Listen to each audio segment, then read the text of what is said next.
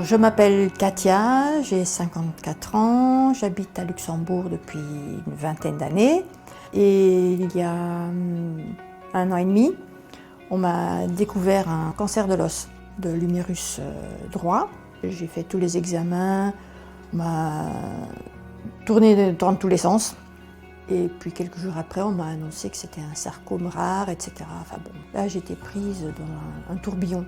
Et donc on a fait les 3 chimios. Là, je savais déjà à la deuxième que l'amputation était...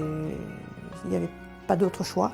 Et donc j'ai été amputée du bras. L'opération a duré 3 bonnes heures.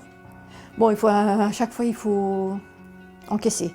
Encaisser et essayer de trouver des solutions, essayer de trouver des choses positives pour avancer. Bon, heureusement, j'ai eu beaucoup de soutien. Donc j'ai fait appel à la Fondation Cancer, d'abord pour le volet psychologique, parce qu'on a besoin de soutien, pouvoir exprimer surtout. Donc là, j'ai pris des rendez-vous, j'avais rendez-vous 1 fois par semaine au début. Ça m'a apporté beaucoup de choses parce que ça m'a ouvert les yeux, ça m'a appris à lâcher prise. Bon, on a le choc. On a le choc, on se dit oui, je vais plus pouvoir partir en vacances, je vais plus pouvoir... plein de choses, je pouvais plus rien faire, je peux plus écrire. Il y a plein de choses, on se dit je peux plus faire. Mais il faut se dire, il faut trouver la solution. Et avec mon épouse et l'entourage, on a toujours essayé de trouver des solutions. Il n'y avait pas de problème, il n'y avait que des solutions. On fait des exercices aussi pour aider à calmer ces sensations par la réalité virtuelle. J'ai un casque, je suis dans une pièce ou dans un lieu tout à fait différent et on me donne mon bras droit. Mon chirurgien m'avait dit qu'il n'y avait pas de possibilité de prothèse, mais je suis un peu têtue. Donc j'ai quand même été voir des orthopédistes, des prothésistes, etc. Et on a trouvé une solution pour quand même être appareillé.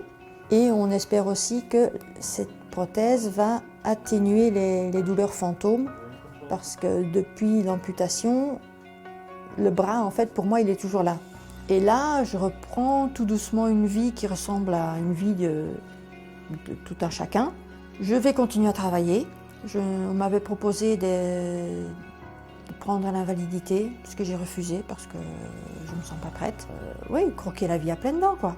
La page ne sera jamais tournée parce qu'il y aura toujours des choses qui vont me rappeler à l'ordre.